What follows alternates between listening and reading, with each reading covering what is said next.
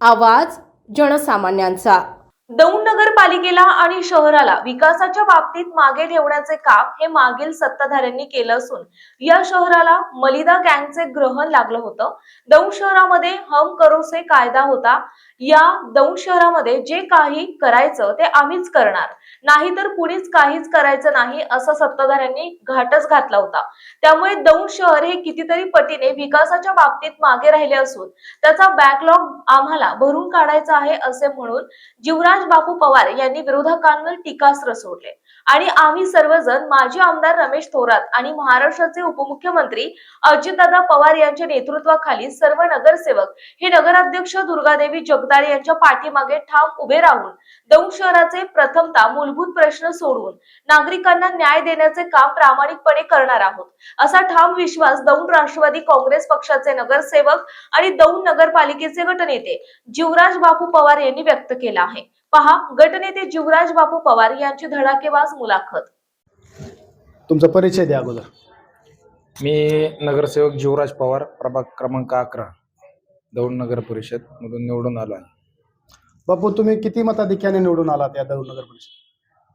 2225 मतदान झालं मला, 3108 मतदान झालं तिथं, पैकी 2225 मतदान मला झालं आणि 1359च्या लीडने मी त्या ठिकाणून निवडून आलो। कितवा टर्म आहे तुमचा हा? माझा दुसराच टर्म आहे। दुसरा टर्म। हो। अशी दौंड शहरामध्ये चर्चा आहे की तुम्हाला पाडण्यासाठी तालुक्यातील मातब्बर नेते या ठिकाणी तळ ठोकून होते, तरी सुद्धा तुमचा पराभव करू शकले नाहीत। काय नेमकं रहस्य सांगाल तुम्ही? आता या प्रश्नाचं रहस्य जर सांगायचं म्हणलं तर माझी खरी ताकद ही सर्वसामान्य जनता आहे। मी एक साधारणतः 10-12 वर्ष या जनतेची सेवा करतोय। मग त्याच्यामध्ये धनशक्ती आली, मोठे जसं तुम्ही म्हणले मातब्बर राजकीय शक्ती आली, परंतु सर्वसामान्य जनतेने माझ्या पाठीशी उभा राहून मला त्या ठिकाणी निवडून दिलं। हे का शक्य आहे? कारण की माझा फोन कधीही वाजला, रात्री 2 वाजता करा, 1 वाजता, जर नागरिकाला अडचण आली, भलं एखाद्याच्या घरी दरोडेखोर जरी आले तरी मी 5व्या-10व्या मिनिटाला तिथं मदत करण्यासाठी पोहोचत असतो। कचरा गाडी नाही आली, त्या ठिकाणी कचरा नेण्याचं नियोजन मी नगरपालिकेच्या प्रशासनाला सांगून करून घेत असतो। एखाद्या ठिकाणी जर कुत्रं मेलं, नागरिकांनी फोन केला तर अर्जंट त्या ठिकाणी सेवा द्यायचं काम मी प्रशासनाला सोबत घेऊन करत असतो।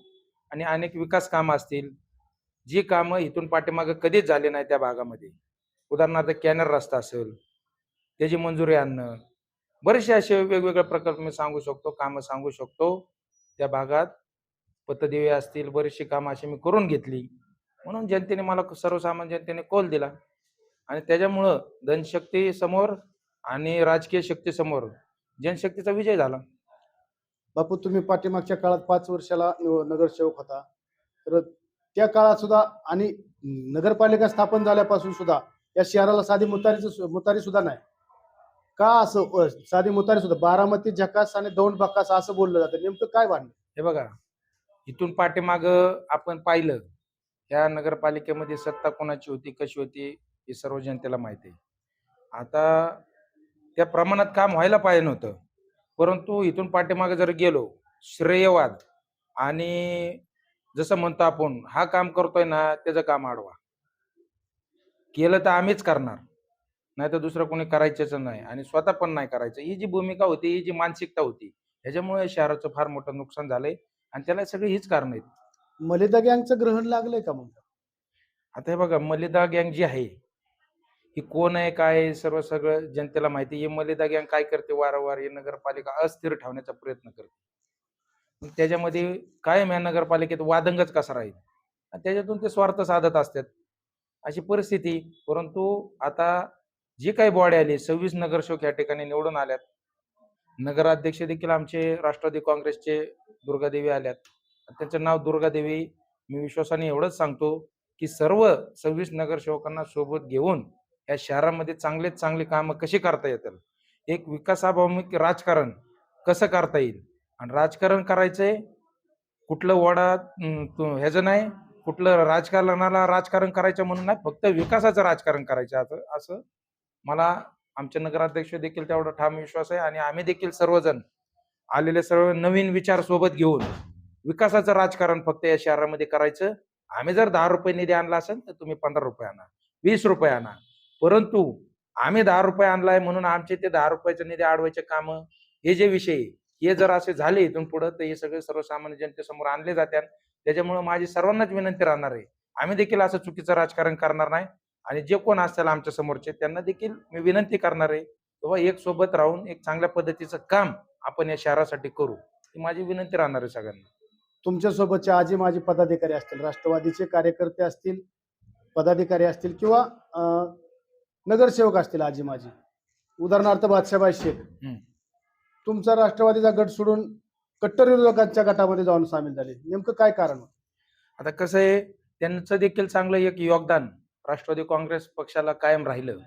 परंतु बऱ्याचदा आपण पाहतोय, या शहराने पाहिलंय, शहरातल्या नागरिकांनी पाहिलंय, जे राजकारण होतं हे एखाद्याला अडचणीत कसं आणायचं आणि त्याला अडचणीत आणून अगदी पार कुटुंबापर्यंत जी त्यांची मानहानी झाली, त्याच्यामध्ये कुठंतरी त्यांची देखील कुठंतरी मानसिकता खराब झाली असणार आहे. आणि त्याच्यातून त्यांनी एक कुटुंबाला देखील संरक्षण नाही, बऱ्याच गोष्टी अडचणी होत्या त्यांच्या, त्याच्यामुळे त्यांनी पक्षांतर केलेलं असावं असं माझ्यासारख्याला वाटतं. तुम्ही आता गटनेतेमध्ये पदी तुमची निवड झालेली आहे, हम्म. तर काय विजन असणार आहे तुमचा? नेमका मास्टर प्लॅन आहे का काय विकास कामांचा आहे 2 शहरासाठी? मी जसं तुम्हाला म्हणलं, जसं नगराध्यक्ष सर्वांना सोबत घेऊन कामकाज करणार आहे, मी देखील माझ्या सगळ्या सहकारी जे नगरसेवक राष्ट्रवादी काँग्रेसचे त्यांना देखील, आणि माझी मदत जिथं विरोधातील देखील नगरसेवक जिथं कुठं असतात, ज्या ठिकाणी मला आवाज येतील, मी विकासाचं काम असेल तर ते सगळ्यांना सोबत घेऊन काम करायचं माझ्या विचारात आहे. आणि ह्या शहरामध्ये आजपर्यंत जी कामं झालेली नाही, मग त्याच्यामध्ये कचऱ्याचं नियोजन असेल, त्याच्यामध्ये पाण्याचं नियोजन असेल, त्याच्यामध्ये बराचसा भाग आपला असा आहे की त्या ठिकाणी आजपर्यंत विकास कामं बरीचशी झालेलीच नाही. मग त्याचे रस्ते असेल, वीज असेल, ज्या काही पायाभूत सुविधा आहे, त्या पायाभूत सुविधा त्या ठिकाणी लवकरात लवकर मिळवून द्यायचा आमचा प्रयत्न असेल. आणि बरेचसे असे प्रकल्प आज आपल्या शहरामध्ये नाही. आपण आजूबाजूची नगरपालिका पाहतो की एक अद्ययावत वेगवेगळ्या शहराच्या विकासाच्या दृष्टीने प्रकल्प त्या ठिकाणी आहे. उदाहरणार्थ एखादं गार्डन बनवायचं असेल या शहरासाठी, ते नाहीये आपल्या इथं. तसं पाहिलंच आपण बरेचसे, आता ईस्ट स्टँडचा विचार केला आपण, ते अशा ठिकाणी की तिथं माणूसच जात नाही.